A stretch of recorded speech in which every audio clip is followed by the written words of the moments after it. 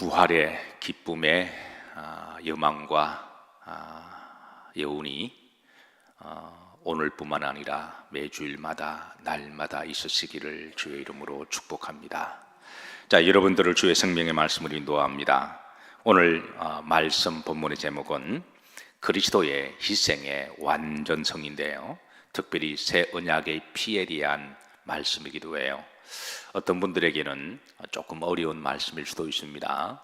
특별히 구약을 잘 모르는 분들에게 있어서는 오늘 본문 말씀이 조금 생소하기도 하겠지만, 제가 말씀을 여러분들에게 잘 인도할 테니 여러분 귀를 열으셔서 이 말씀이 여러분의 신비에 잘 새겨주시고 여러분의 언약이 되시기를 주의 이름으로 축복합니다. 자, 11절입니다. 11절 다 같이 합독하십니다. 그리스도께서는 장래 좋은 일의 대제사장으로 오사 손으로 짓지 아니한 것 곧 이 창조의 수까지 아니한 더 크고 온전한 장막으로 말미암아. 어떠세요? 쉽게 이해가 되어지십니까? 쉽게 이 말씀이 풀리시면 여러분들은 믿음이 또 구약도 잘 알고 계시고 또 믿음이 굉장히 이제 수준 높으시다, 그렇게 생각하시면 됩니다. 자, 본절에서는 그리스도께서는 그리스도의 그런 사역에 대하여 말씀해 주고 있는데요, 우선 그리스도께서는 시간적으로 장래 좋은 일에 그랬습니다. 장래, 구약에 볼 때는 시간적으로 장래는 신약의 시대를 이야기를 하죠. 그래서 구약에 약속하신 메시아는 그리스도께서는 신약의 시대가 되시면이라고 하는 시간적인 정보를 주고 있습니다. 그 다음에 이제 좋은 일의 대제사장으로 오사. 좋은 일은 어떤 일일까? 그것은 하나님은 우리를 사랑하신다는 일이고 또 우리를 위하여 구속하시고 또 우리를 하나님의 천국의 백성으로 우리를 구원하신다고 하는 구속의 사건을 이야기합니다. 물론 좋은 일은 참 많습니다. 하나님이 우리에게 주시는 좋은 일들 정말 많이 있지만 그 가운데 가장 좋은 일은 우리를 구속하시는 일입니다. 우리의 죄를 깨끗하게 씻겨주시고 우리를 구원하시는 일. 자, 그래서 사역적으로 볼 때는 대제사장으로 오사 그랬습니다. 구약에 있어서 우리의 죄를 대속해 주시는 대표적인 사역의 부르심을 받은 사람이 있다면 대제사장이죠. 그 대제사장의 직무를 이제 완전히 이루신 분이 바로 예수 그리스도이심을. 저 구약의 대제사장은 어디까지나 사람이고 또 사역에 한계가 있습니다. 본인도 한계가 있고 또 죽음이라고 하는 대제사장도 아론도 때가 되어서 하늘 날아갔잖아요. 그래서 대제사장의 그 사역의 유효 기간이 한계, 그리고 대제사장도 사람이기 때문에 그런 여러 가지 한계가 있지만, 그러나 앞으로 오실 그리스도는 시간적으로 또 주에 있어서 한계가 없다고 하는 것이죠. 그러나 직무에 있어서는 대제사장 구약의 직무를 하기 위해서 오셨다라고 말씀하고 있습니다. 자, 그 다음 보시면, 자, 손으로 짓지 아니한 것 그랬습니다. 이 창조의 수까지 아니한. 하나님이 태초의 천지를 창조하실 때 하나님이 천지를 창조하셨습니다. 그리고 이제 그 창조 원리에 따라서 모든 피조물들이 또 사람이 손으로 또 짓기도 하죠. 우리에게 하나님 창조력을 주시고 지혜를 주시사 우리도 이제 많은 일을 만들기도 하고 건물을 세우기도 하잖아요. 근데 하나님의 첫 번째 창조하신 피조물의 세계, 그리고 그 이후로 사람이 우리에게 달란트와 은사를 주셔서 이제 뭘 만들기도 하고 세우기도 한 이런 것들이 아닌 새로운 하나님이 주신 것, 그게 이제 그 다음에 더 크고 온전한 장막으로 말미암아.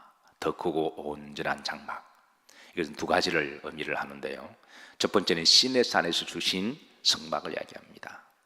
시내산에 주신 성막은 하나님이 창조 때에 지으신 그런 피조물은 아니거든요. 인간의 죄를 짓고 난 다음에 인간의 죄를 대속하고 구속하시기 위해서 하나님이 이제 나중에 하나님이 모세를 부르시고 대제사장을 세우시고 그리고 죄를 대속하는 장소가 필요했는데 그게 이제 장막이죠.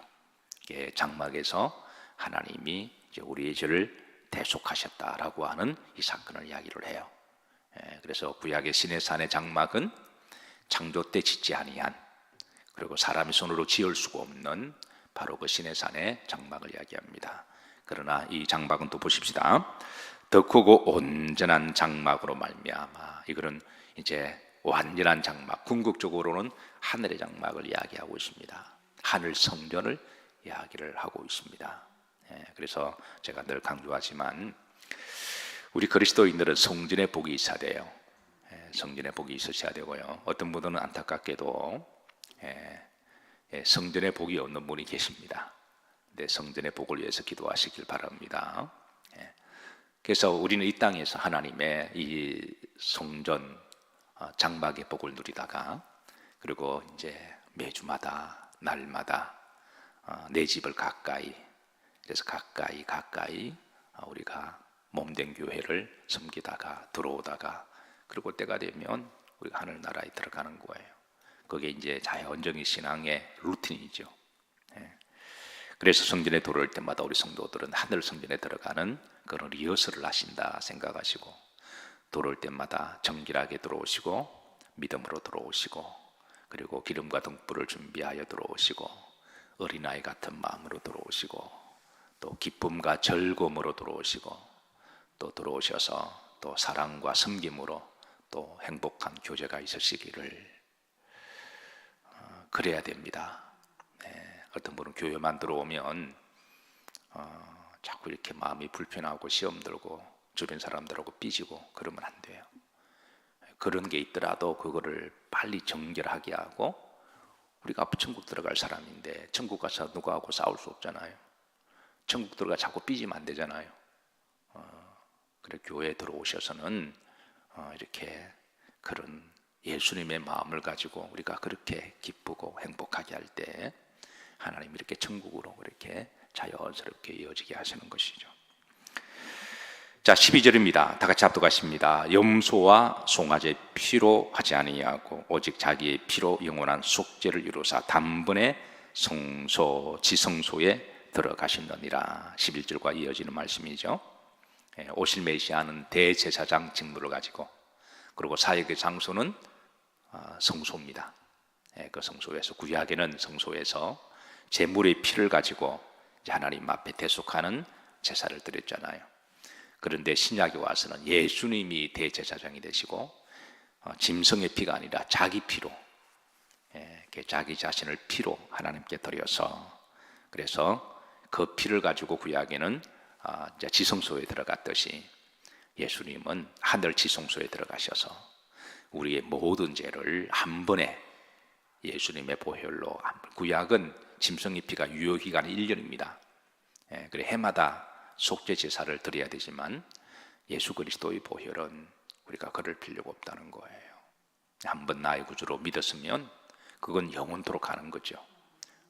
해마다 우리가 그럴 필요가 없습니다. 물론 우리가 일상생활에 짓는 죄는 그때그때마다 예수님 이름으로 죄 사하고 용서받으면 되시는 거죠. 그러나 원죄는 우리가 한 번에 그렇게 언약을 말미암아 죄 사함을 받을 수가 있음을 말씀하십니다. 13절입니다. 합독합니다. 염소와 황소의 피와 및 암송아지의 죄를 부정한 자에게 뿌리어 그 육체를 정결하게 하여 거룩하게 하거든. 이게 이제 뿌린다라고 하는 말이 나옵니다. 구약의 6월절에 이스라엘 백성들이 하나님 앞에 나올 때, 그때 이제 죄 사함을 받는 방식이 있는데요. 6월절은 이제 모든 이스라엘 백성들이 다 참여하는 절기잖아요. 어린 양의 보혈을 가지고. 근데 이제 우리가 개인적으로 하나님 앞에 제사를 드릴 때는 제사장이 개인과 제물과 1대1을 놓고, 그리고 이제 제물의 피에 머리에 손을 얹고 또 사람의 머리에 손을 얹어서 이 짐승을 죽임으로 이 짐승의 피가 이 사람의 죄를 대속하는 이런 의식을 합니다. 이거는 이제 1대1 관계에 그럴 때 그렇고요. 근데 6월절은 이스라엘 백성들이 다 하나님 앞에 이제 나오잖아요. 그러면 그게 대제사장 한 사람이 다 이렇게 할 수 없잖아요. 시간적으로 물리적으로 불가능하니까.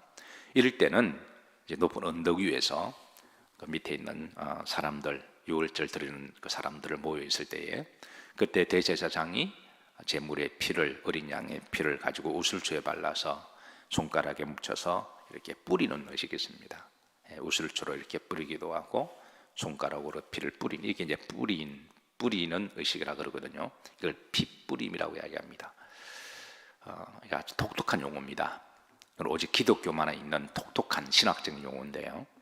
이 피뿌림으로 말미암아 그 피뿌림이 이렇게 그 언덕 아래에 있는 사람들에게 그 이제 방울방울에 뿌려지잖아요.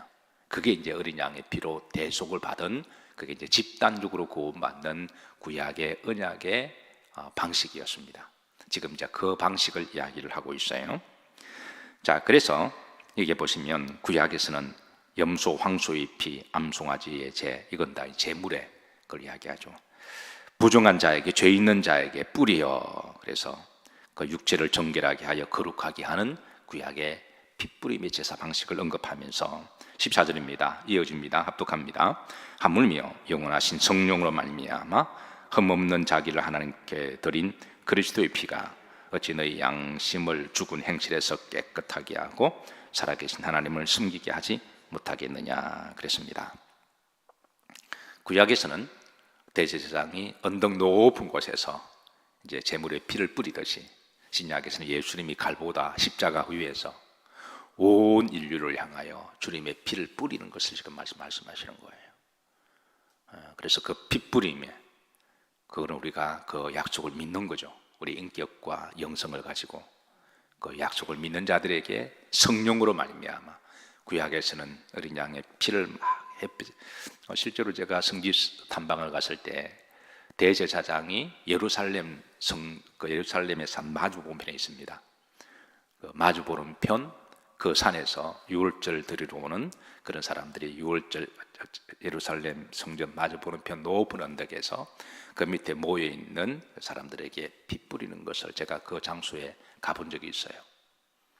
그래서 저 목사로서는 제가 이런 말씀을 알고 있으니까 거기에 서서 구약의 방식을 제가 상상하고, 그래서 그 은혜를 저 스스로 감동을 받은 적이 있는데요. 그래서 그 위에서 이렇게 우슬초에 피를 묻혀서, 손가락에 피를 묻혀 이렇게 뿌리는 그런 의식을 했거든요. 그래서 14절에 갈보리에서 온 이를 향하여, 그래서 이제 구약에서 이렇게 피 뿌리면 햇빛이 짱짱하게 비치면, 피 뿌리면 물리적으로 그렇게 미세한 그 수분 입자들이 이렇게 쫙 퍼지는, 그 물리적이지만 그 일종의 약속이니까. 그래서 그걸 제가 상상한 적이 있습니다. 우리가 스프레이로 물을 쫙 뿌리면 햇볕에 아래쪽으로 그 눈에 보이지 않지만 원소의 입자들이 이렇게 세미하게 쫙 이렇게 뻗어나가잖아요. 갈보리의 예수 그리스도의 보혈이 성령으로 말미암아 그 약속을 믿는 온 인류 아래에 있는 모든 사람들에게 다 뿌려진다라는 거예요. 귀 있는 자는 들으시기를 주의 이름으로 축복합니다. 그래서 자, 이런 구약의 제사 방식에 그걸 알아야 사실 히브리서들이 이제 서서히 풀려지거든요. 자, 다시 한번 14절 합독합니다.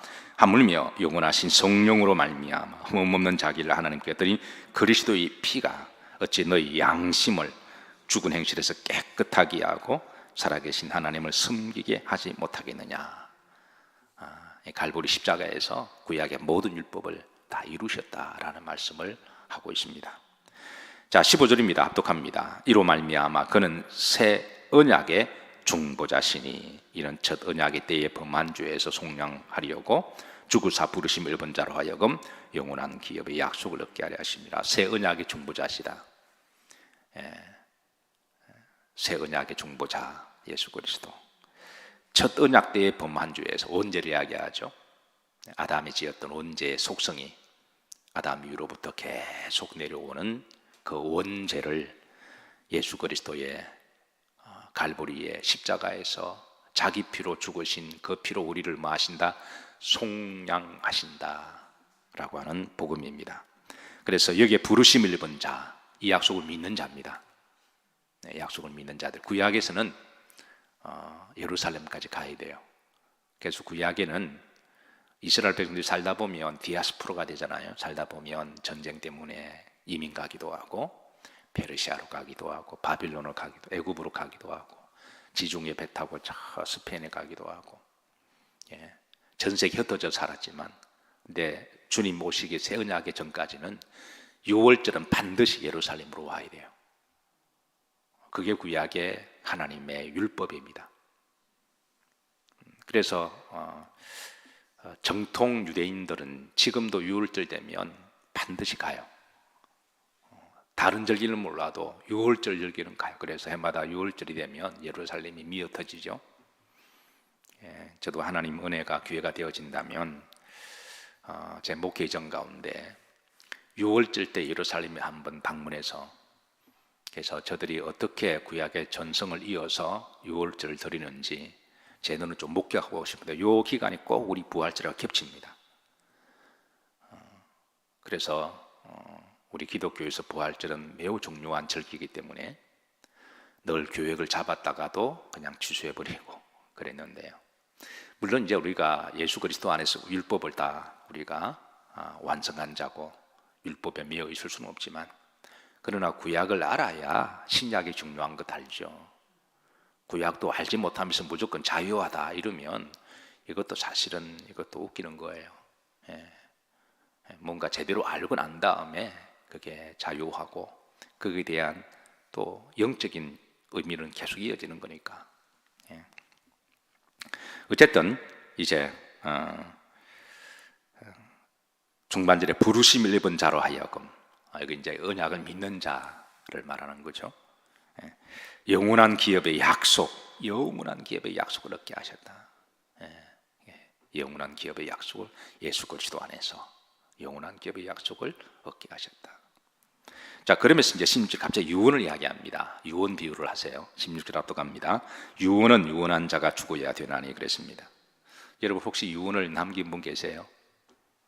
예. 아마 이제 유언을 미리 작성한 분도 계시고 변호사를 대동해 사신 분도 계시고 이제 안 그런 분도 계시고,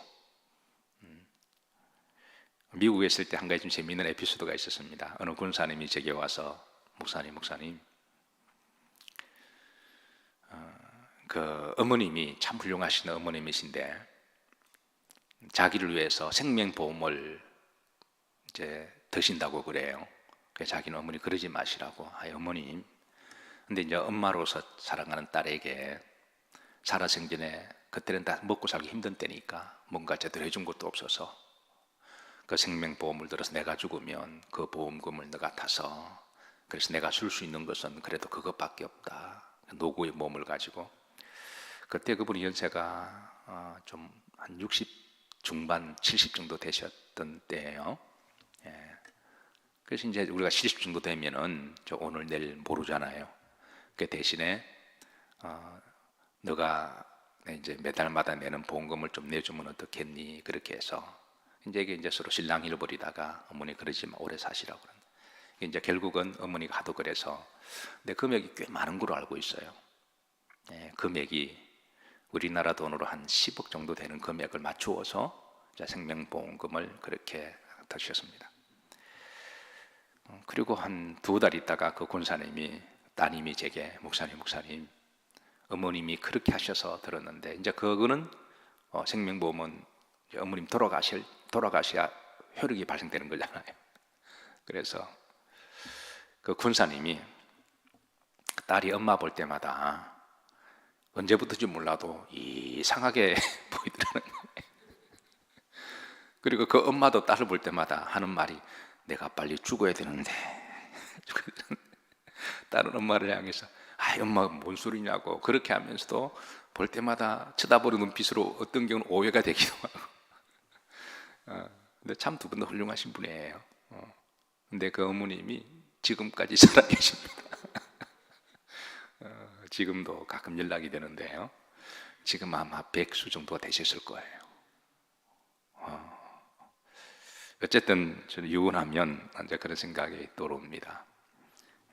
그 서구 사람들은 이제 보통 70 정도가 되면 다 변호사를 해서 거의 다 유언 서는 거로 일반 상식으로 알고 있어요.